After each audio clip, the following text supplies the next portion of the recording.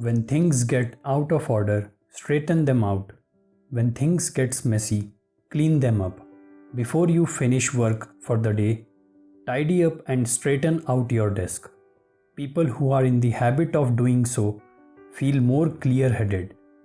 They are able to focus 100% without distraction on their work.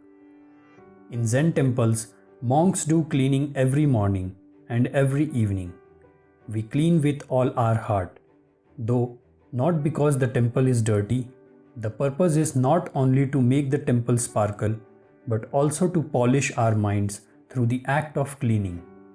With every sweep of the broom, you clear out the dust in your mind. With every swipe of the cloth, your heart gleams brighter. This applies to your desk at the offices, as well as to the rooms in your home. Do not allow yourself to be disrupted by your anxieties or troubles.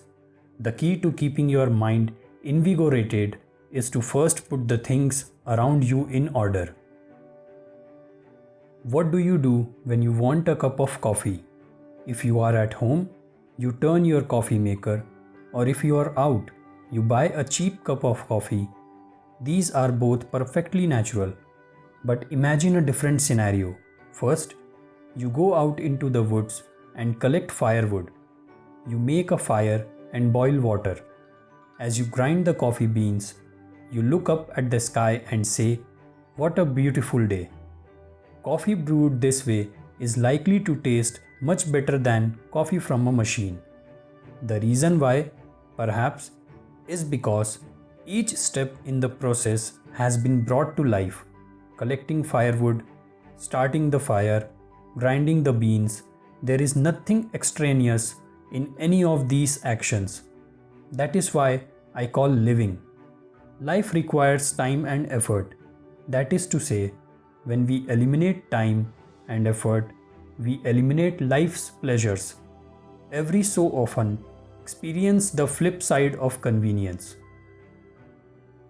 Zen monks have always had an interest in calligraphy and painting. What do calligraphy and painting represent for us, in particular as part of a Zen practice? Our interest is not in leaving behind work of lasting value or in taking pride in our skills, but rather in attempting to express ourselves through the artwork. The practice of calligraphy and painting is a way of connecting with your inner self. You let go of distractions and simply allow the brush to move across the paper. Consider trying to write or draw with care, not with the intention of showing it to others, but rather by mindfully facing your inner self. Your true self will show through in a single line or letter. Have you ever encountered a Zen monk chanting sutras? His voice resonates in the temple hall as he chants the sutra as an offering at full volume. And if there are several monks chanting, the intensity of their voices seems to reverberate from the very earth. Why do they chant sutras with such vigor? There is a good reason. When you speak loudly, as a matter of course, you are able to hear your own voice clearly. But moreover, it stimulates and activates your brain. Rise early and chant sutras first thing as a means of awakening our brain. In order to chant loudly, we must assume the proper posture and breath from the abdomen. Opera singers use the same technique. This is very good for your body, so it makes sense that monk chants sutra so loudly. Once a day, try using a loud voice. Even if you just put a lot of heart into your morning greeting, you may be surprised by how good it feels.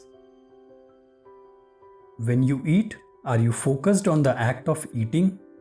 Breakfast is something you race through as you head out the door. Lunch is taken with office mates as you talk about your work. And dinner is eaten while watching television. The act of eating is all too often neglected, isn't it? In Zen Buddhism, there is a saying, "Eat and drink with your whole heart." It means that when you drink a cup of tea, focus only on drinking the tea. When you eat a meal, focus only on eating that meal. As you enjoy a dish, think about the people who cooked it. Visualize the field where the vegetables were grown. Feel a sense of gratitude for the bounty of nature. All our food passes through the hands of 100 people before it reaches us. By adopting this mindset, as you take your meals, perhaps you will become aware of how fortunate you are. Why do people take pleasure in delicious things? Because the life in us savors that which has been cultivated by the life in another. The proper way to take Zen meals involves something called the 5 reflections. To put it simply, consider the effort of those who brought us the food and are grateful for it. Reflect upon our own actions and quietly partake. Savor the food without greed, anger, or obliviousness. Regard the food as medicine to nourish a healthy body and to sustain our spirit. Thankfully receive the food as part of our harmonious path towards enlightenment. Reflect upon these 5 things at each meal, expressing gratitude for the food, and pause after every bite. The purpose of this pause is to enable us to savor the feeling of gratitude with each bite we take. Meals are not simply to satisfy hunger, they are an important time to practice our training. There is a direct link between mind and body. When you refine your mind, your renewed vitality naturally shows in your body as well. Food typically does not serve merely the body. It also has a significant effect on the mind. Food is what creates both your body and your mind. When you adopt a vegetable-centric diet, your mind becomes peaceful, untroubled by minor irritations. It shows in the clarity of your skin. In contrast, eating nothing but meat inspires a combative spirit. Before you know it, your skin starts to discolor. I realize that it may be too much to completely eliminate meat and fish from your diet. Try eating only vegetables one day a week.